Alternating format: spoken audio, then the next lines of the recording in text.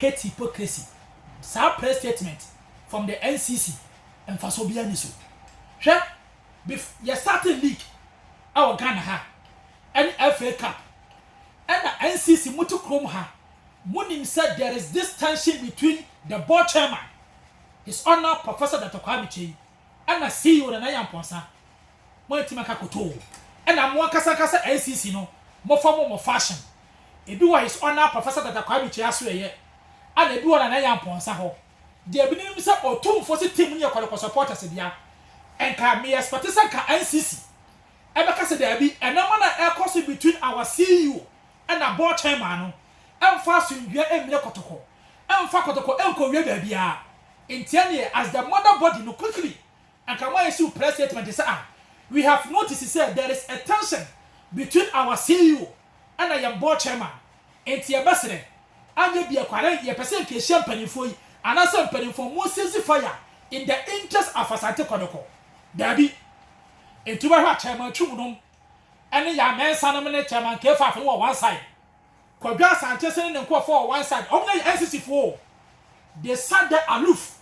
Or Matra Wama no money men wajigu. Look Ajagu. Africa Ajagu.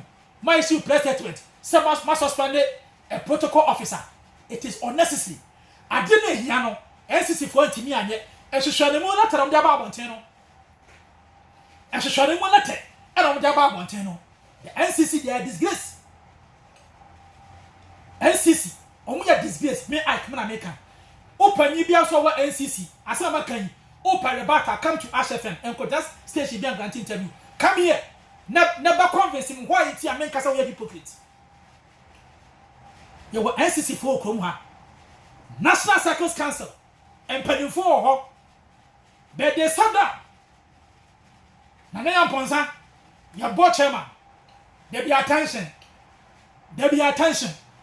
ya starting league and I'm starting propaganda. It's all about that the Kwame Chei episode na na Ponsa ni guase otiotia ska e ma office otiot ye man ojefi ni 1/10 na no almost that is honor Professor that Kwame Chei e su ye man ojefi board chairman so person na Ponsa dey obeko ye anything CEO ko interview na busa so ni board chairman attempt to say ya no dey abebuo the NCC you are in this country mu Ghana ha National Circles Council 24 muha my team for press statement am say this tension between the management and the board no so man seize fire and for Asante Kotoko deliver bia and the judge never break Kotoko team no you couldn't do it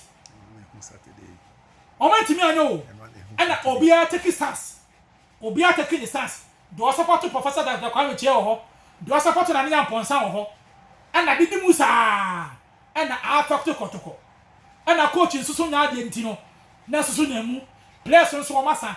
Now Saturday, this was what I said.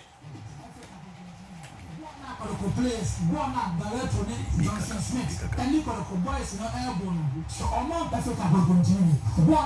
Players, Johnson Smith, and Nicola Boys no airborne. So among Peja Omua, FA Cup way, Omuti, Etanaya Bonsa, Brown Nano, and Spanish Prince now, Patu. Now matches will come, Ayasa, and no man Barreto, and the board Tantana for Boys in Ebon. So one yet careful, Zanaya Bonsa, Obel Nabucco Cosneti, and Munching FA Cup way. Into the boys also bought a bed themselves. Also, we saw what you said, or my day, John Wama has a division. Into Africa Cup, or more J. and the RPC almost protest. No one may come a second game. What can up or boys in Ebon, or once the Joe Mua, FA Cup, or Munching. I saw this on Saturday, and it has come to pass. And I have picture so. Boy can't boys in Ebon. Kwabane ko penalty na fuhwe ha na na hwe ha bim Kotoko Safutela and the Kumi Ivan Sadimako omen na ball nim sa and the mark yebusa see was a quite absence muntia answer on the man inside one ma wutia ya na esere ya na eya Sakotoko no we are joking as a club Asante Kotoko no omu di agro said ya wako ayi park bi so na enkura bi a che wono mobo no sa pepepe has a folk won the league because of unity Korea and Kabamu there was this bonding for. Let the powers combine. I don't mean a combine here. Look at the success story of Asafo. And then minim tima obetibeshe has obeshow. Now Elimina Shas did their best, but ultimately said they made a quality in the Hasselhoff team. It is no matter how they persevered, no, or my team answer Hasselhoff. And I knew they can't beat us because has a solid team. Unity. And I has I do this level. And I'm a kotoko. Dabi. And I'm a kotoko. It is CEO. Busana Sama. More than Namha.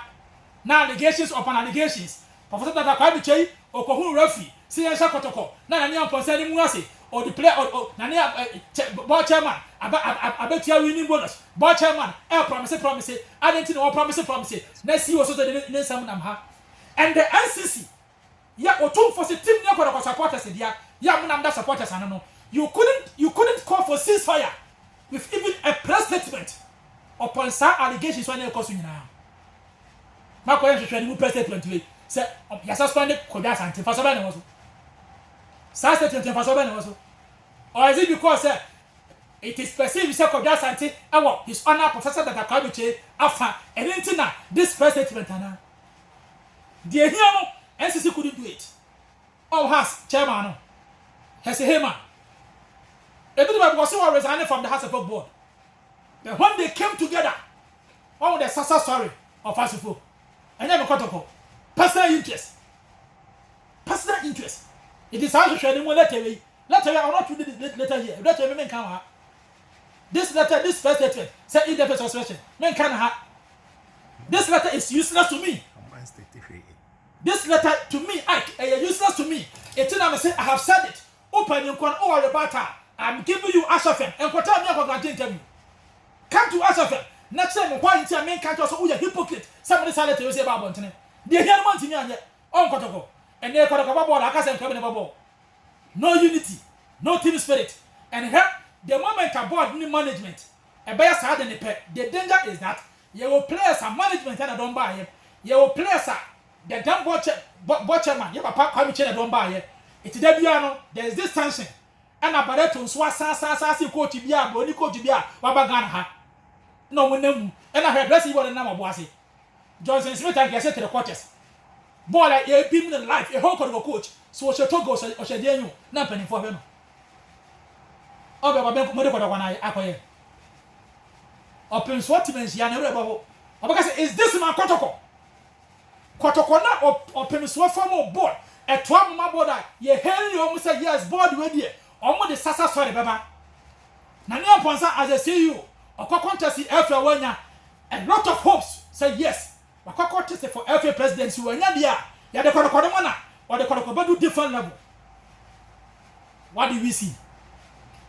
Management and five respect to my boy chairman. And now Musa. NCC Groma. Letter who I want to. What is the essence of this letter? What is the essence of this letter? They won, and I'm for status. I don't know. Maybe tell some baby. But I thought the league and the MTNFA Cup were ongoing team. No more material. Ubanya penny, Pano, and our work. That a Kwamiche, Akohu Ruffy, Siansha Kotoko. That a Kwamiche, Elva Plus, Lidimu, and Tipes, Ibo, Elba, there was a certain Nana, Kotokono, Nana Manama. And Hasselhoff were smart enough. So that be a junk for the Gatham in Theatre 2 and Yamayi. That is the story of Hasselhoff. It is when they are playing, when Hasselhoff is playing, you can see sense of urgency, unity even within the team. Unity within the Hasselhoff team. And the push he has. Look at the splendid performance. I will put you up against elimination shots. On a day, Bola Shas a boy, they could have beaten any club in Ghana, but not Hasselhoff, because there is unity. There is unity. And you have got a selfish interest. Nation show the moon. This useless letter. What is the essence of this letter? What is the essence of this letter?